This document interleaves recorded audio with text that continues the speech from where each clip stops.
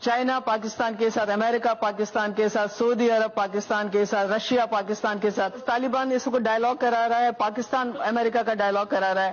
China نے سی pack بنایا، China invest کر رہا ہے اس کو پاکستان میں. سعودی کے وہ کہتے ہیں ہم بائی بائی ہیں، ہم کو تو دوست کہتے ہیں، ان کو بائی بائی کہتے ہیں. یہ وہاں پہ ریئلائزیشن ہے کہ اس وقت یہ ممالک پاکستان کے ساتھ ہیں، اس لیے جنگ نہیں ہو سکتی. جو بہت دنوں سے مودی نے دھمکی لگانے کا سلسلہ شروع کیا ہوا تھا، اس دھمکی میں کمی آئی ہے. لیکن مسئلے کا حل کچھ اور ہے. حل ہے بات چیت.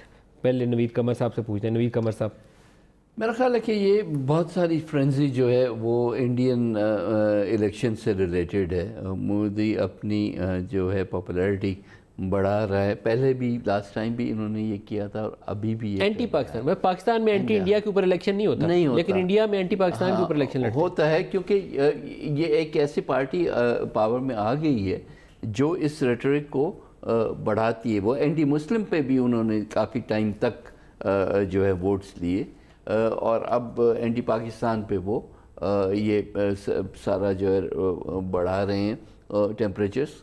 اس سے میرا خیال ہے تو شاہ صاحب ابھی جو کشمیریوں کے ساتھ کر رہے ہیں اور جس طریقے سے مسلمانوں کے اوپر اور گوشت کھانے کے اوپر، گائے ذبح کرنے کے اوپر ہیٹ کا اور وہ لنچنگ کا مظاہرہ کیا جا رہا ہے، تو وہاں سے یہ 20-22 کروڑ 25 کروڑ لوگ ہیں، ہمارے سے زیادہ مسلمان وہاں بس ہیں. بالکل. ان کا کیا کریں گے؟ ان کا ظاہر ہے کہ ان کے لیے ایک مشکل ہے وہاں.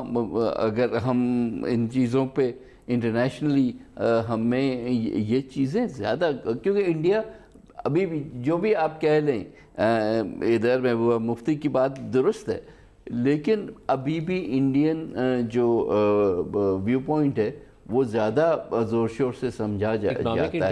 اکنامک انٹرسٹ ہے. تو اس وجہ سے ہمیں اور زیادہ تیزی سے ان چیزوں پہ اپنا کام کرنا چاہیے. علی محمد